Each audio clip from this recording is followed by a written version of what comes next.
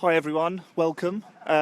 It's me again, I'm still here. I'm aware some of you are a little bit concerned because I hadn't been in communication over the weekend. I thought I'd give you a break from myself, if I'm honest. But I'm here, I'm back at the hospital.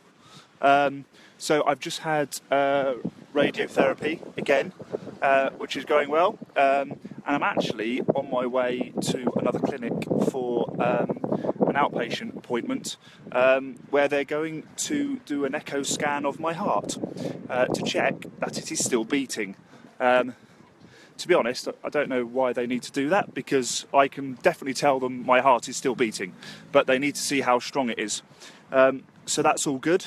So we've had we're halfway through the old radiotherapy. So yeah, still got some more to go.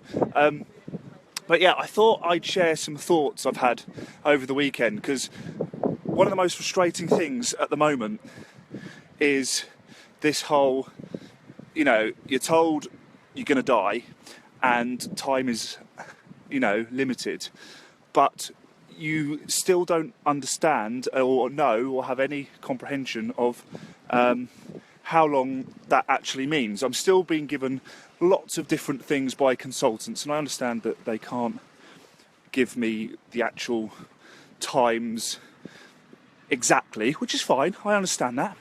But it is a little bit frustrating, I'm not going to lie. So obviously we're kind of heading through January, which is great, because obviously January was kind of a marker of humanity getting really ill and close to dying. And I'm not really ill, so I'm hoping that means I'm not close to dying. However, that being said, obviously we had the blip a few weekends ago where potentially, they were literally, this is it, he's going to die possibly in the next 2 days. Thankfully that didn't happen. Result. It's really odd because, when obviously a lot of you aren't in this position, which is good. I'm glad you're not. But the whole thing of, right, you've got 3 months to live, and a lot of people are talking about, you've got to live each day like it's your last, and all that kind of stuff, which is fine. But also, there's an element of, I kind of want to plan stuff, but you can't plan, or can you? And it kind of messes with your head a little bit. I'm not going to lie.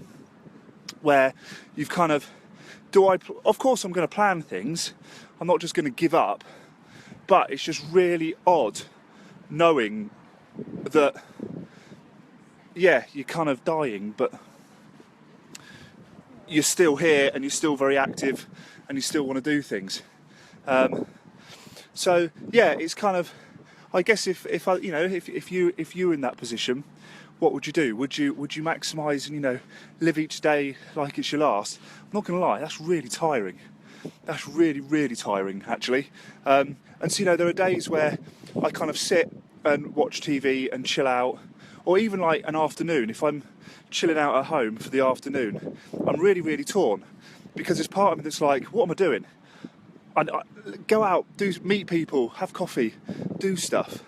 But then at the same time, it's pretty knackering doing those things. But then you kind of sat at home going, well, hang on, am I wasting my time kind of sat in front of the TV when time is limited? But then it comes back to my first point of, yes, time is limited, but I don't have a flipping clue how much time there is left. That doesn't exist. So you can't.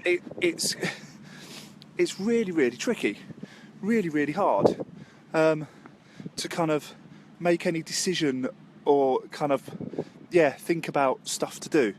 So kind of that's where I'm at. So I guess like thinking about that for a lot of you lot watching, and it is about yes, there are moments where you can chill out and relax, and of course that's really important. But again, it's that whole thing of, if you knew that time was short, living each day like it's your last. I know it's a massive cliche, but it is kind of true. And for people that are having a bad day at work, I get it. admittedly, I'm not working at the moment, so I don't fully understand. But I win because I'm dying of brain cancer. So I trump you. So you have to listen to what I say, and what I say is more valuable. You know, if you're having a bad day at work, do you know what? Genuinely, kind of get over it and chill out. The fact is, you know, you can make plans.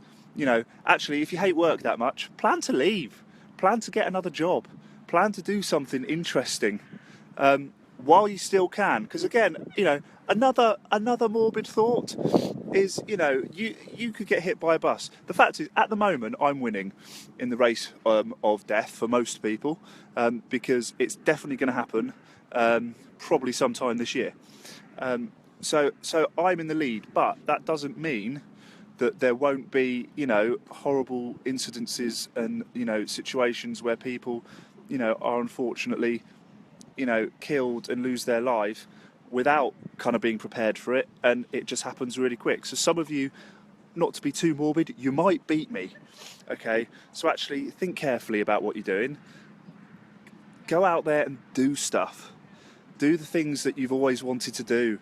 See the people that you've always wanted to see. Do you know what? Even if it goes horribly wrong and it doesn't quite work out, who actually cares? In the grand scheme of things, you know, so long as you're trying your hardest, actually that's what's important, you know. Actually, the reality is, do you want to look back in a year's time? I'll tell you what, New Year's 2018, do you want to look back and go, oh, do you know what? There's loads I wanted to do in 2017 and I just couldn't be bothered, or I didn't do it, or I was too scared and nervous. The fact is, you know, being scared of stuff is totally understandable, but that's no excuse not to do things. You know, actually, you know, far too many people operate out of fear, and far too many people don't do things because, you know, they're scared of the repercussions. They're scared of what other people might think. They're scared of what other people might say. But the reality is, you know, if you're living your life based on other people's opinions, you're not really living your life, are you? Let's be honest. The fact is, you know, since my diagnosis, you know, being told, look, you've got 3 months to live. Well, 3 to 6 months, and well, we don't really know anymore. But you've got months, and you've got brain cancer, and you're going to die from it, and it's not curable, and all that kind of stuff. You know, the reality is, yeah, my perspective has changed, and do I really care genuinely what people think? Not massively. Does it matter? Honestly, in my last moments in life, does it actually matter what people think of me, think of my opinions, think of my actions? No, it genuinely doesn't. Okay, because actually that's not what is important. What's important is that I feel that I can, you know, live the rest of my life and, you know, achieve what I want to achieve. And that's not to say that I'm going to be, you know, a bit of a knob and be cruel to people and mean to people because I don't care what they think. That's not where I'm going with this at all. Actually, you know, if anything, I want to be nice to people, and, you know, I want to, you know, enjoy people's company and, you know, do good things. But, you know, genuinely, kind of my motivation, it's not about what other people think. You know, it's very much about what I think of myself and actually what I want to achieve. What legacy do I want to leave? What kind of kind of life do I want people to look back on when they think about me? And yeah, all right, there's an element of people's opinions of me, but the reality is, when I'm dead, and I won't really care what people think of me. So that's all good. It won't really matter. But yeah, that's kind of what I've been thinking about. But yeah. Got to have my heart echoed in a little bit, so I'm going to go in because it's very cold, and I'm not going to lie, there's lots of hospital people and lots of patients walking around looking at me right now, really quite confused about what I'm doing, and I might be freaking some of them out. So I'm gonna leave you all to have a great day. I'm gonna leave you all to not worry about what other people, just do it. Just do your thing. Genuinely, it doesn't matter. People's opinions, screw them, they don't know, and that's it, end of. So yes, have a good day. I will be back. We're still working on the website. That's happening very soon. Still working on some other little projects which are going to pop up, which I'm quite excited about, to share kind of all the videos and everything that's going on. I did try and video radiotherapy, but I don't think they're going to let me, because I'd love to share what that's like, but I have posted pictures of all that kind of stuff. But yes, halfway through radiotherapy, which is good. The other weird thing about the whole radiotherapy thing actually is literally what we're halfway through. I've got another half and then that's it. They stop radiotherapy. That's a little bit of a weird one. Basically, the reason they stop it is obviously they know that radiotherapy isn't going to essentially get rid of all the cancer and cure it. So they give me a blast of radiotherapy to kind of contain it and try and reduce it, but it's slightly depressing when they're kind of like, yeah, and then that's it, no more, because it's not really going to work long term. It's a bit like, oh, that's a bit rubbish. So they kind of stop that treatment. The other interesting thing though is potentially I can do some other exciting treatment. So when the radiotherapy's over, one of my doctors said I'm back on chemo.